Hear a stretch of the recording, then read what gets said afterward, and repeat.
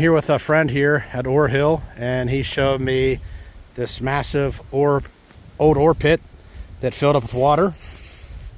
And this cut goes for probably a good mile that way and opens up here.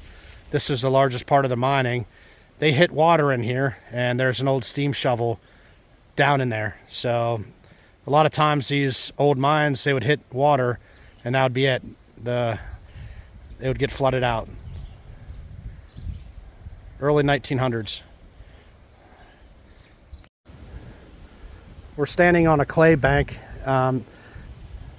This mine would have had clay and iron ore, and they would have dumped the spoils around side the pit whenever they were mining. So they would dump all the clay around these pits. When you think of Ore Hill and the Cove, you don't see this angle of Ore Hill. You see the Iron Masters Country Club, but this is outside the neighborhoods of Ore Hill, outside of the golf course. This is surrounding where they were doing all their mining. And you can walk for miles through these cuts to find iron ore where they were mining.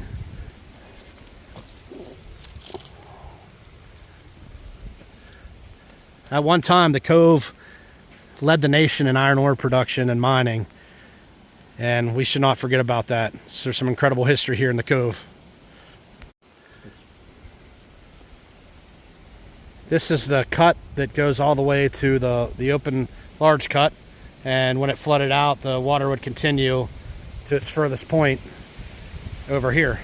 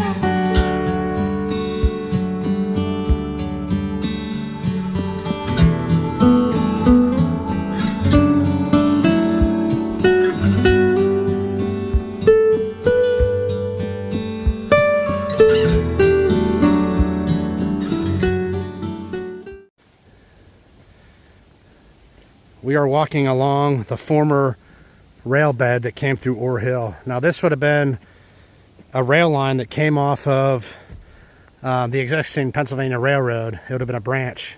And they brought this railroad all the way out to Ore Hill just to ship iron ore out of Ore Hill to different sites around Blair County and outside of Blair County as well. So at one point this had a rail line with, you know, trains coming in and out of here with cars of iron ore.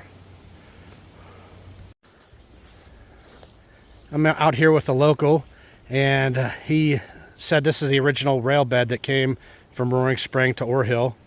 And if we come back this way, the rail bed would follow this way. But right here is an interesting point of interest. It's where we believe the Ore Hill ore washer would have sat. And right now you'll see this, it's woods here, but what's interesting here is we see just these walls of iron ore rock. And it's literally piled up everywhere right here.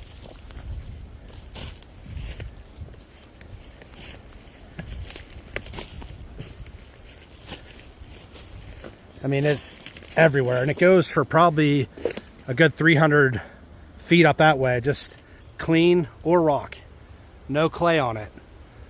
This would have been staged for loading along the rail bed, which would have been over here. So they would have loaded the rail cars.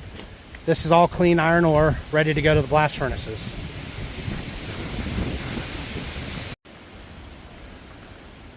Okay, we're at this flat spot at Ore Hill, and a local and I, we looked at maps, and we think this is where the ore washer setup would have been. The ore washer was the main area at these ore mining sites that they would have taken the iron ore, they would have brought it to this washing system, they would have cleaned the iron ore walk and got it ready to be loaded on the rail cars. And if you see this bank over here, this is all iron ore.